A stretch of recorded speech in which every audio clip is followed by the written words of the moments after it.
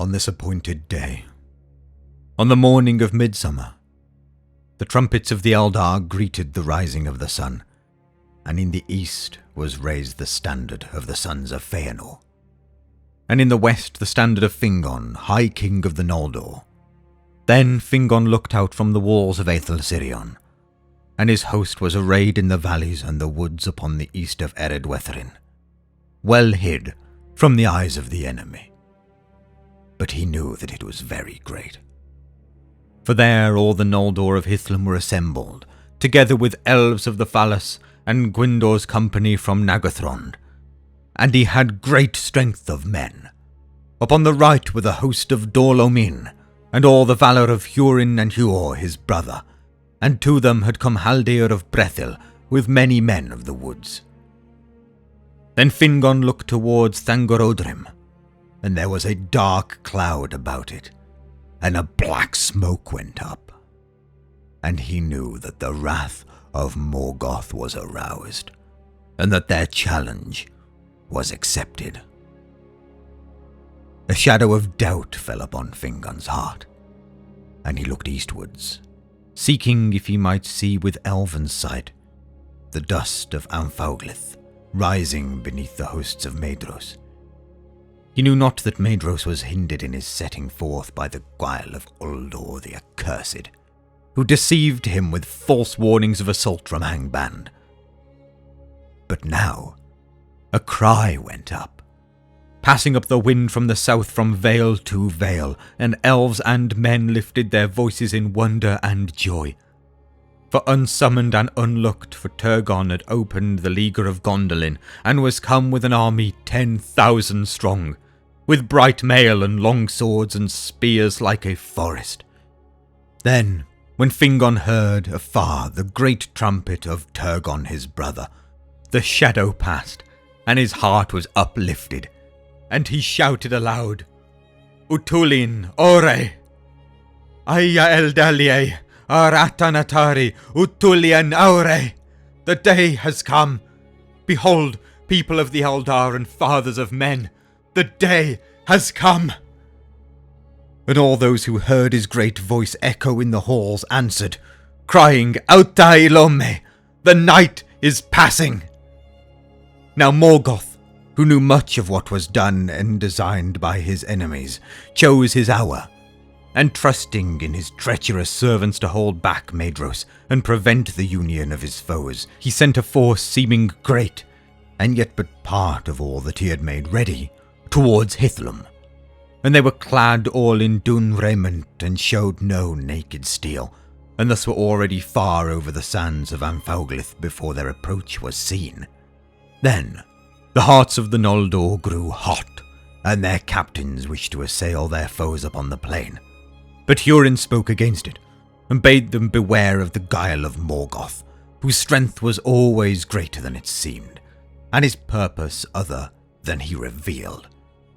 And though the signal of the approach of Maedhros came not, and the host grew impatient, Hurin urged them still to await it, and to let the orcs break themselves in assault upon the hills. But the captain of Morgoth in the west had been commanded to draw out Fingon swiftly from his hills, by whatever means he could. He marched on, therefore, until the front of his battle was drawn up before the stream of Sirion, from the walls of the fortress of Aethel-Sirion to the inflowing of Rivil at the fen of Sedek, and the outposts of Fingon could see the eyes of their enemies. But there was no answer to his challenge, and the taunts of the orcs faltered as they looked upon the silent walls and the hidden threat of the hills. Then the captain of Morgoth sent out riders with tokens of parley, and they rode up before the outworks of the Barad Aethel. With them they brought Gelmir, son of Gwilyn, that lord of Nargothrond whom they had captured in the Bragolach, and they had blinded him.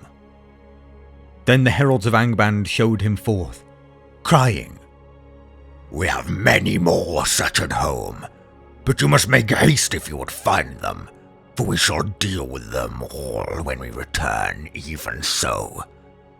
And they hewed off Gelmir's hands and feet, and his head last within sight of the elves, and left him. by ill chance, at that place in the outworks stood Gwyndor of Nargothrond, the brother of Gelmir. Now his wrath was kindled to madness, and he leapt forth on horseback and many riders with him, and they pursued the heralds and slew them, and drove on deep into the main host. And seeing this, all the host of the Noldor was set on fire, and Fingon put on his white helm and sounded his trumpets, and all the host of Hithlum leapt forth from the hills in sudden onslaught. The light of the drawing of the swords of Noldor was like a fire in a field of reeds, and so fell and swift was their onset that almost the designs of Morgoth went astray. Before the army that he sent westward could be strengthened, it was swept away, and the banners of Fingon passed over Anfauglith, and were raised before the walls of Angband. Ever in the forefront of the battle went Gwyndor and the elves of Nargothrond, and even now they could not be restrained, and they burst through the gate and slew the guards upon the very stairs of Angband, and Morgoth trembled upon his deep throne, hearing them beat upon his doors. But they were trapped there, and all were slain save Gwyndor only, whom they took alive. For Fingon could not come to their aid. By many secret doors in Thangorodrim, Morgoth had let issue forth his main host that he had held in waiting, and Fingon was beaten back with great loss from the walls. Then, in the plain of Anfauglith on the 4th day of the war, there began Nirneith Ornoediad. Unnumbered tears, for no song or tale can contain all its grief. The host of Fingon retreated over the sands, and Haldir, lord of the Haladin, was slain in the rear guard. With him fell most of the men of Brethil, and came never back to the woods. But on the 5th day, as night fell and they were still far from Eredwetharin, the orcs surrounded the host of Hithlum, and they fought until day, pressed ever closer. In the morning came hope, when the horns of Turgon were heard as he marched up the main host of Gondolin, for they had been stationed southward guarding the pass of Sirion, and Turgon restrained most of his people from the rash onslaught. Now he hastened to the aid of his brother, and the Gondolindrim were strong and clad in mail, and their ranks shone like a river of steel in the sun. Now the phalanx of the guard of the king broke through the ranks of the orcs, and Turgon hewed his way to the side of his brother. And it is told that the meeting of Turgon with Hurin, who stood beside Fingon, was glad in the midst of battle.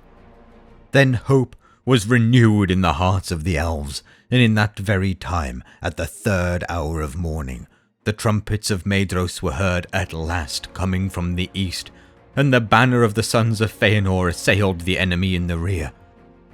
Some have said that even then the Eldar might have won the day, had all their hosts proved faithful. For the orcs wavered, and their onslaught was stayed, and already some were turning to flight. But even as the vanguard of Maedhros came upon the orcs, Morgoth loosed his last strength, and Angband was emptied. There came wolves and wolf riders, and there came Balrogs, and dragons, and Glaurung, father of dragons. The strength and terror of the great worm were now great indeed. And elves and men withered before him, and he came before the host of Maedhros and Fingon and swept them apart. Yet neither by wolf, nor by Balrog, nor by dragon would Morgoth have achieved his end, but for the treachery of men. In this hour, the plots of Ulfang were revealed. Many of the Easterlings turned and fled, their hearts being filled with lies and fear. But the sons of Ulfang went over suddenly to Morgoth and drove in upon the rear of the sons of Feanor. And in the confusion that they wrought, they came near to the standard of Maedhros. They reaped not the reward that Magroth promised them, but Maglor slew Uldor the Accursed, the leader in treason, and the sons of Bor slew Ulfast and Ulwarth ere they themselves were slain. But new strength of evil men came up that Uldor had summoned and kept hidden in the eastern hills, and the host of Maedhros was assailed now on 3 sides, and it broke, and was scattered, and fled this way and that. Yet fate saved the sons of Feanor, and though all were wounded, none were slain, for they drew together, and gathering a remnant of the Noldor and the Naugrim about them, they hewed a way out of the battle, and escaped far away, towards Mount Dolmed in the east. Last of all the eastern force to stand firm were the dwarves of Belegost, and thus they were renowned, for the Naugrim withstood fire more hardly than either elves or men, and it was their custom moreover to wear great masks in battle, hideous to look upon, and those stood them in good stead against the dragons. And but for the Glaurung and his brood would have withered all that was left of the Noldor. But the Naugrim made a circle about him when he assailed them, and even his mighty armour was not foolproof against the blows of the great axes. And when in his rage Glaurung turned and struck down Azagall, lord of Belegost, and crawled over him, with his last stroke Azagall drove a knife into his belly, and so wounded him that he fled the field, and the beasts of Angband in dismay followed after him. Then the dwarves raised up the body of Azagall and bore it away, and with slow steps they walked behind, singing a dirge in deep voices, as it were a funeral pomp in their country, and gave no heed more to their foes, and none dared to stay them. But now in the western battle, Fingon and Turgon were assailed by a tide of foes thrice greater than all the force that was left of them. Gothmog, lord of Balrog's high captain of Angband, was come, and he drove a dark wedge between the elven hosts, surrounding King Fingon and thrusting Turgon and Hurin aside towards the fen of Serek. Then he turned upon Fingon. That was a grim meeting. At last Fingon stood alone with his guard dead about him, and he fought with Gothmog until another Balrog came behind and cast a throng of fire about him. Then Gothmog hewed him with his black axe, and a white flame sprang up from the helm of Fingon as it was cloven. Thus fell the High King of the Noldor, and they beat him into the dust with their maces, and his banner, blue and silver, they trod into the mire of his blood. The field was lost. But still, Hurin and Huor and the remnant of the house of Haldor stood firm with Turgon of Gondolin, and the hosts of Morgoth could not yet win the pass of Sirion.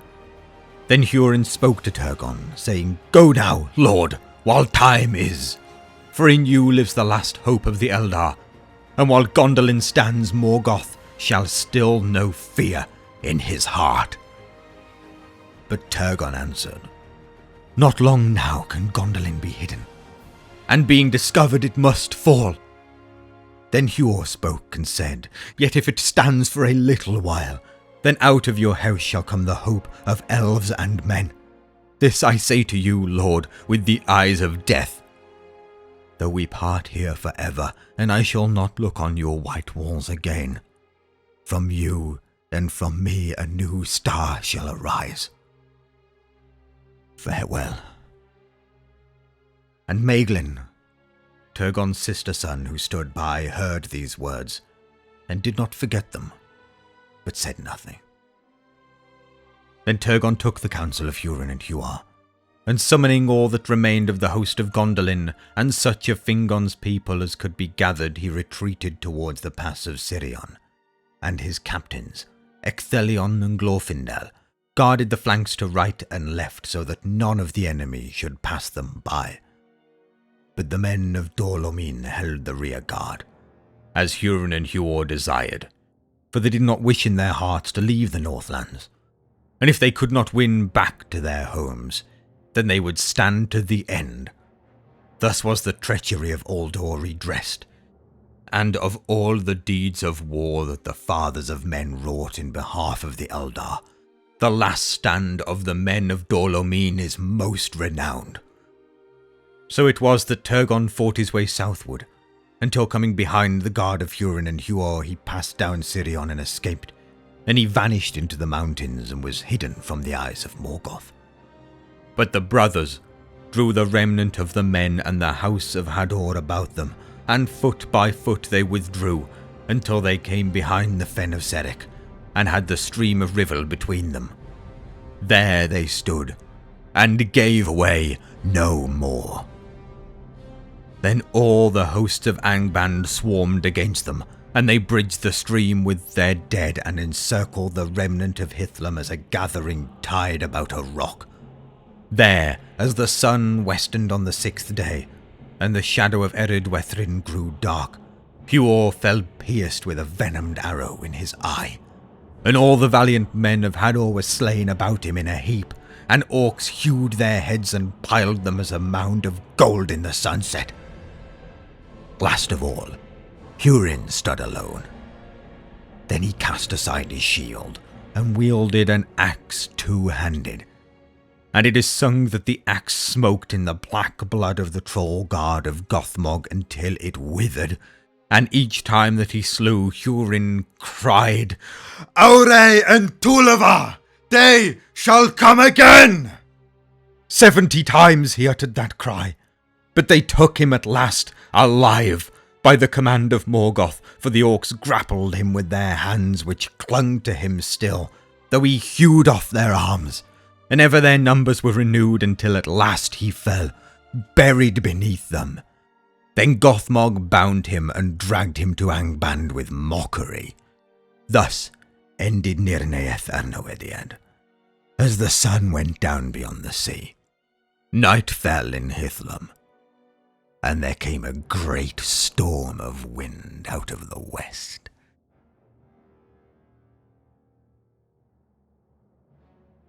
Greetings, one and all. If you enjoyed that, you can support me on my Patreon, Discord, Redbubble, or with a channel membership, or simply like, comment, and subscribe to catch any future DQVO videos. And as always, my thanks for watching.